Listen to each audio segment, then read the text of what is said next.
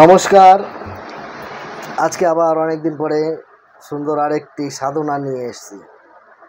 এই সাধনা দক্ষিণা কালীর সাধনা।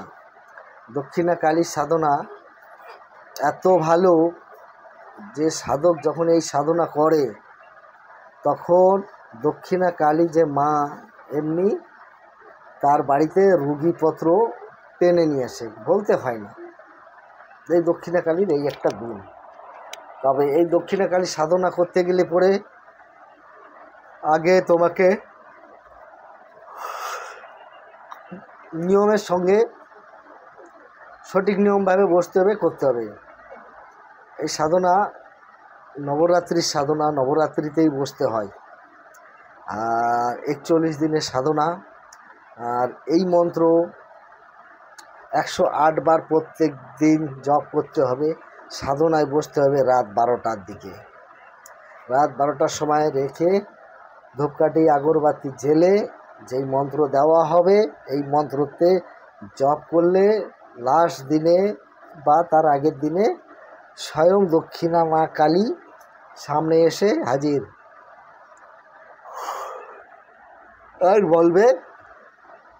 বলবে যে কেন আমাকে ডেকেছিস। তখন বলতে হবে, মা আমি তো তোমার পূজা করি, আমি তোমারই ছেলে, তোমারই ভক্ত।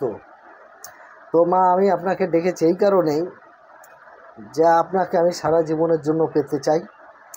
আপনাকে যখনই ডাকবো তখনই আসতে হবে, যখনই যেই কাজে পাঠাবো সেই কাজ করে দিতে হবে। এই বলে বচন নিয়ে নিতে হয় এই সাধনায়। আর এই সাধনা বসতে গেলে পরে একটা ফাঁকা রুম লাগে, সেই রুমের মধ্যে থাকতে হবে। সেই রুমে কোনো মেয়ে ছেলে যাওয়া আসা কিছু থাকবে না, কোনো মেয়ে ছেলে যাওয়া আসা থাকবে না, শুধু সাধক একাই থাকবে। আর রোজ দিনে গৃহ সন্ন্যাস আবার পালন করতে হয়। রোজ 1 মুঠো চাল নিতে হবে, 1 মুঠো চাল নিয়ে নিজে হাতে রান্না করে খেতে হবে, পেট ভরুক আর না ভরুক 41 দিন পর্যন্ত। 41 দিন ভিতরে একবার ওরকম করে খেতে হবে, ঠিক আছে? একবার খেতে হবে।